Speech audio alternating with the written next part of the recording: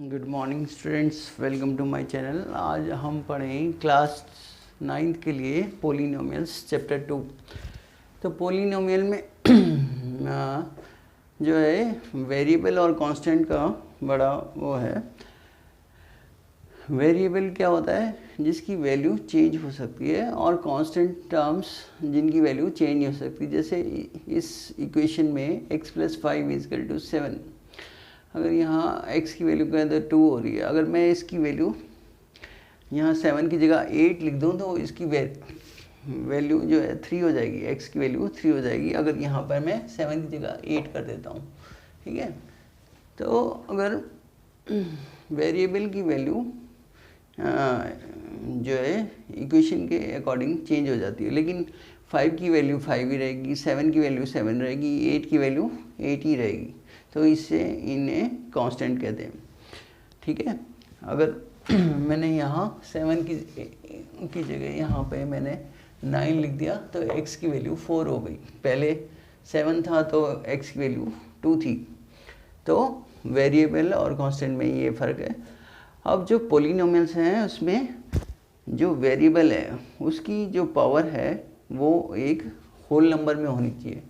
जो power should be in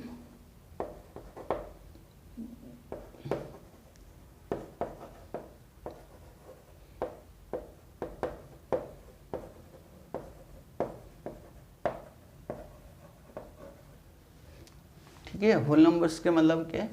0 हो सकती है, 1 2 3 ऐसे कुछ भी पॉजिटिव होनी चाहिए, नेगेटिव नहीं होनी चाहिए, नेगेटिव इंटीजर्स नहीं होनी चाहिए, फ्रैक्शंस और डेसिमल नहीं होने चाहिए।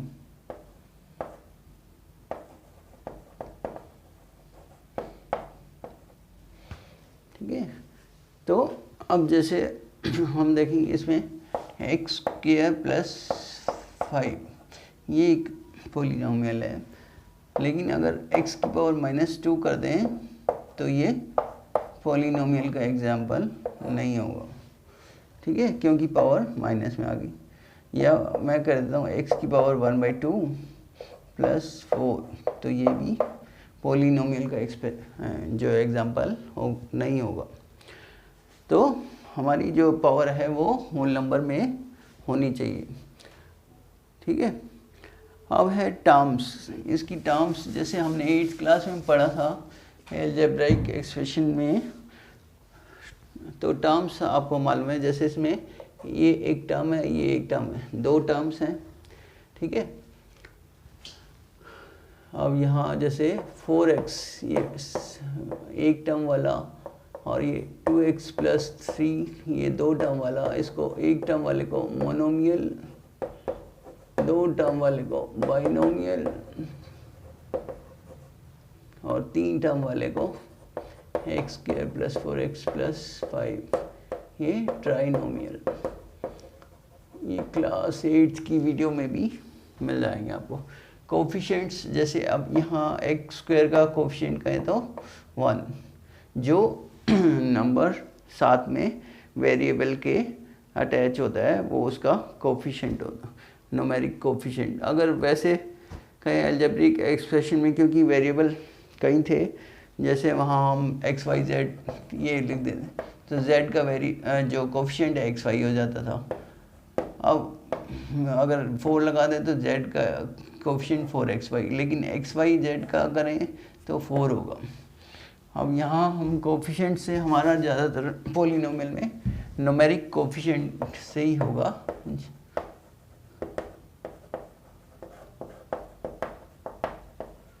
जो नंबर अटैच है। जैसे 4x में 4 इसका कोफिशिएंट हो गया x का। ठीक है, डिग्री ऑफ पोलिनोमियल जो हाईएस्ट पावर जो है एक्सप्रेशन में, जैसे इस वाले उसमें x की पावर हाईएस्ट 2 है, तो degree highest power of variable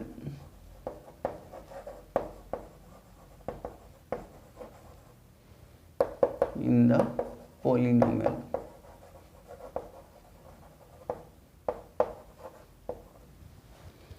constant polynomial, अब कांस्टेंट पॉलिनोमियल क्या हो गया, जहाँ वेरिएबल की डिग्री 0, जैसे 5, 7 कुछ भी हम लिख दें, ये 7, 10 ये सब जो है हमारे कांस्टेंट पॉलिनोमियल के एग्जांपल हैं, क्योंकि हम 5 को 5 इंटू एक्स की पावर 0 ऐसे भी लिख सकते हैं।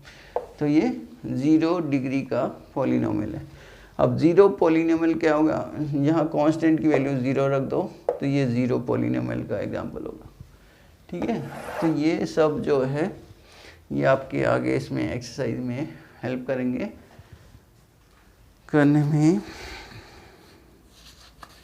अब एक्सरसाइज 1.1 और 2.1 करते हैं इसकी। फर्स्ट क्वेश्चन है which of the following expressions are polynomial in one variable and which are not, state reason for your answer. तो एक वेरिएबल में जिसमें पॉलिनोमियल भी हो और वन वेरिएबल में, जैसे 4x² minus 3x plus 7।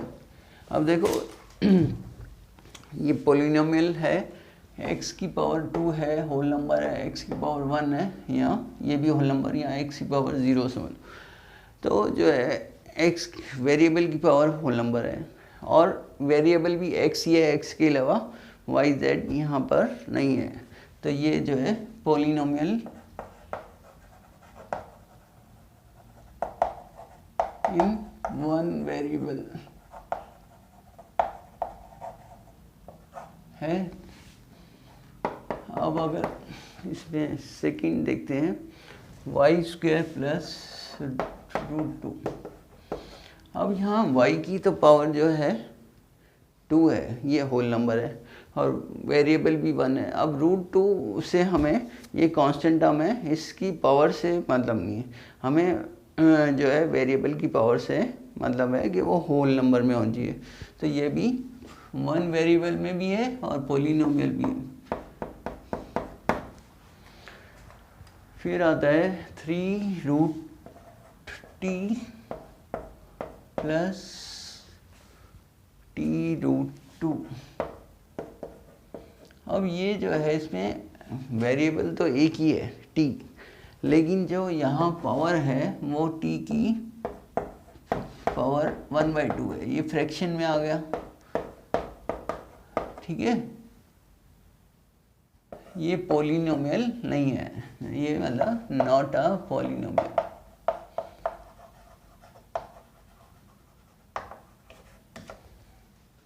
T की पावर अगर होल नंबर में नहीं है तो इसका मतलब ये पॉलिनोमियल नहीं है। वन वेरिएबल तो 1 है लेकिन पॉलिनोमियल ही नहीं है, तो पहली कंडीशन नहीं से सेटिस्फाई कर रहा है।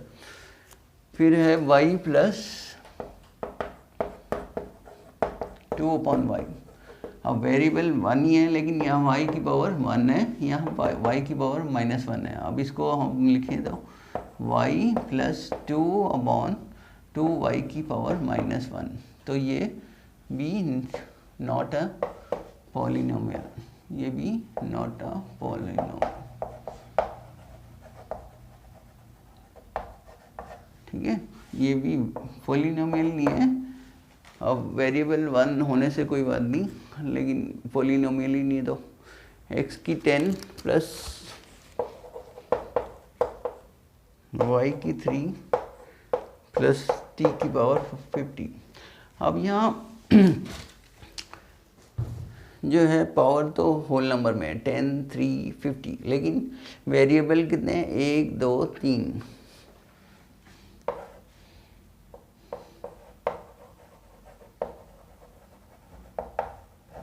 और 3 वेरिएबल। तो एक जो पॉलिनोमियल इन वन वेरिएबल है नहीं है, ये 3 वेरिएबल वाला पॉलिनोमियल है। ठीक है, तो ये रीज़न है। अब सेकंड क्वेश्चन में आ जाते हैं। इसमें आपको कोफिशिएंट्स लिखने हैं ऑफ x²। अब जैसे फर्स्ट में है 2 प्लस x² प्लस x। अब यहाँ x² के साथ कोई नंबर नहीं लिखा हुआ। अब कुछ नहीं लिखा होता तो इसका मतलब क्या है, 1, जो इसके साथ 1 अटैच है। तो कोफिशिएंट ऑफ x² इज 1। ठीक है। फिर सेकंड में है 2 minus x square plus x cube. यहाँ भी जो है एक्स स्क्वायर का कोफिशिएंट है वो -1 है, यहाँ माइनस का साइन है तो ये -1 हो जाएगा।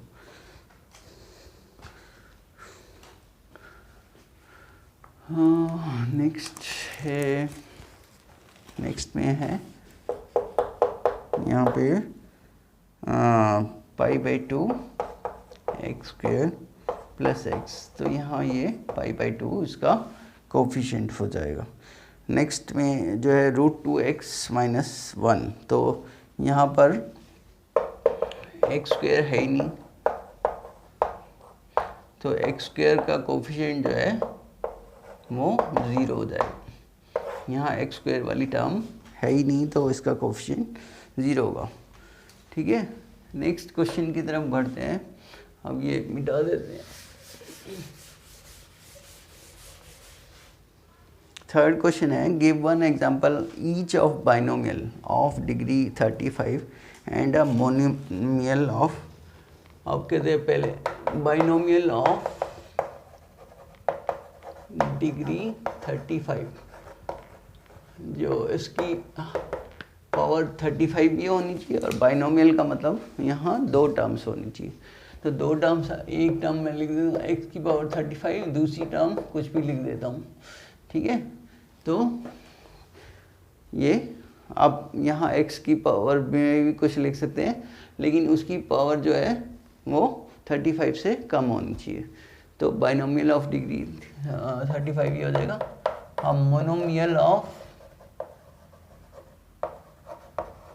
डिग्री 100, तो मोनोमियल एक टर्म होनी चाहिए, तो x की 100 लिख सकता हूँ। यहाँ आप चाहो तो कोफिशिएंट कुछ भी लिख सकते हो, उससे कोई फ़र्क नहीं पड़ता, लेकिन वेरिएबल की डिग्री जो है 100 होनी चाहिए। Right the degree. हाँ, अब क्वेश्चन नंबर 4 है, इसमें डिग्री बतानी। डिग्री मतलब हाईएस्ट पावर। अब जो है इसमें जैसे फर्स्ट पार्ट लेते हैं, 5x³ + 4x की 7 + 7x।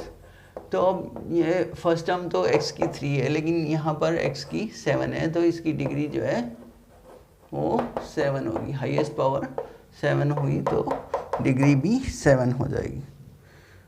अब 4 - y², यहाँ डिग्री जो है वो 2 है।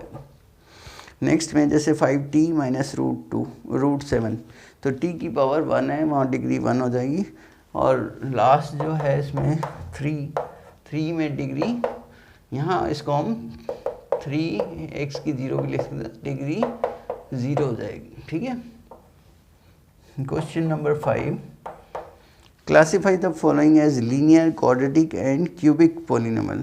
अब लीनियर पॉलिनोमियल होते हैं जिनकी डिग्री 1 होती है, क्वाड्रेटिक होते हैं जिनकी डिग्री 2 होती है। अब यहाँ टर्म से मतलब नहीं है, मोनोमियल और इसमें क्या अंतर है। मोनोमियल होता है एक टर्म वाला, लीनियर होता है एक डिग्री वाला। जब लीनियर, क्वाड्रेटिक और क्यूबिक देखेंगे तो हम डिग्री देखेंगे, और जब मोनोमियल, बाइनोमियल, उसमें ट्राइनोमियल में क्लासिफाई करेंगे तो हम उसकी टर्म्स देखेंगे, नंबर ऑफ टर्म्स कितनी है। तो लीनियर में और इसमें क्लासिफाई करना है, तो पहला जो है x² + x, डिग्री जो है ये क्वाड्रेटिक हो जाएगा, 2 डिग्री वाला ये क्वाड्रेटिक हो जाएगा। और ऐसे x - x³ ये 3 डिग्री वाला है, तो ये क्यूबिक हो जाएगा, ठीक है। ऐसे एक एग्जांपल लेते हैं, 3t, ये जो है लीनियर होगा, डिग्री 1 है, यहाँ डिग्री 1 है, ठीक है। तो इस तरह से ये करना है। इस एक्सरसाइज में इतना ही है। Thank you for watching the video. Next video में